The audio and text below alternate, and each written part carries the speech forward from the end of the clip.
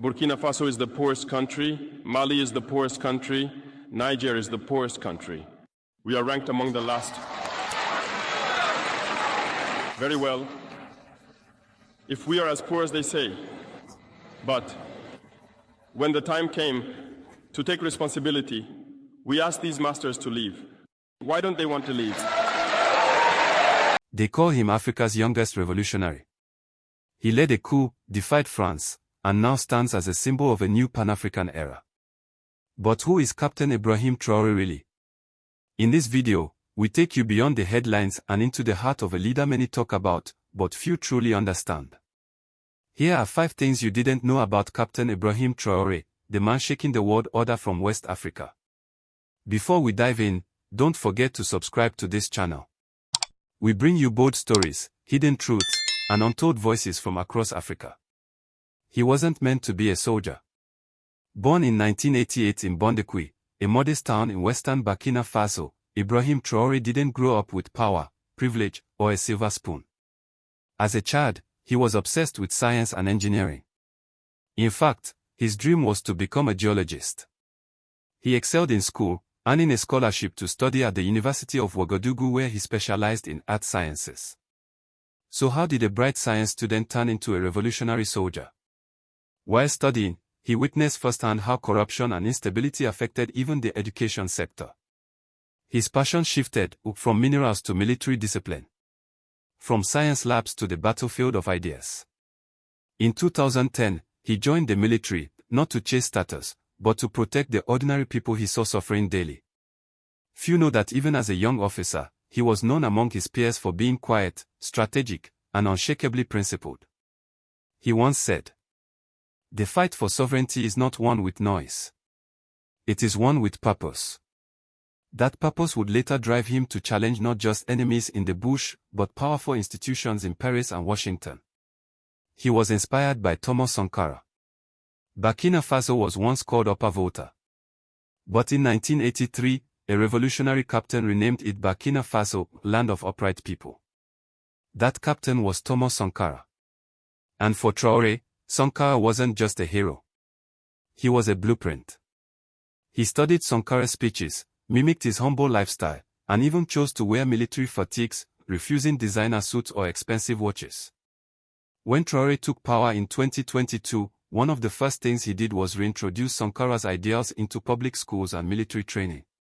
He openly criticized the return of neocolonialism and declared, "Independence is not just a flag. It's control of your resources, your mind, and your future." Like Sankara, he rides in modest cars, walks through crowds without fear, and pushes for local agriculture and industry. But unlike Sankara, Traoré now has access to global technology, and is using social media to spread a Pan-African vision to the youth. In today's world, he's not just a leader. He's a digital revolutionary. He survived 2 assassination attempts. Few people know this. Within just 1 year of taking power, Captain Traoré faced 2 major assassination attempts. The first happened months after the coup, suspected to be orchestrated by remnants of the ousted regime, backed by foreign interests. The second attempt was even more sophisticated, involving disinformation campaigns, high-level infiltration, and attempts to destabilize key army units loyal to him. But Traoré didn't hide. He made a public appearance the next day, walking calmly through the streets of Ouagadougou, surrounded by cheering crowds. This defiance turned him into a legend.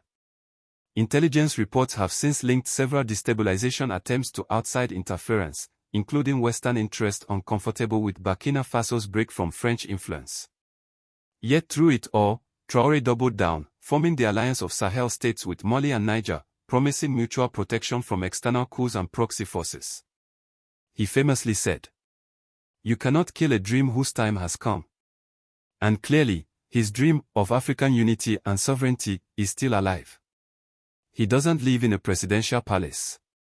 While many leaders build lavish palaces with taxpayer money, Captain Traoré made a surprising decision. He refused to move into the presidential palace. Instead, he lives in military barracks among soldiers and rotates between modest government apartments. His salary is significantly lower than most African presidents, and his expenses are closely monitored by a committee he personally appointed. Why? Because he believes leaders must live like the people they serve. When journalists asked him why he rejected luxury, his answer was simple. We are in a time of war, not celebration. My duty is to fight for the people, not eat from their struggle. This has earned him admiration from ordinary citizens, especially the youth, who see in him a rare example of integrity. In a time when political elites often insulate themselves with wealth and security, Traoré's simplicity speaks volumes. It's not just symbolism. It's strategy. He's building a new security model for Africa. While the West debates his politics, Traoré is working quietly on something that could change Africa forever, a new security framework. He believes African nations must defend themselves, not depend on UN peacekeepers or Western military bases. His administration has launched the Volunteers for the Defense of the Homeland, a community-based force that recruits and trains civilians to protect their own towns. So far, thousands have joined. Many are farmers, traders, and students who now defend their villages from jihadist threats.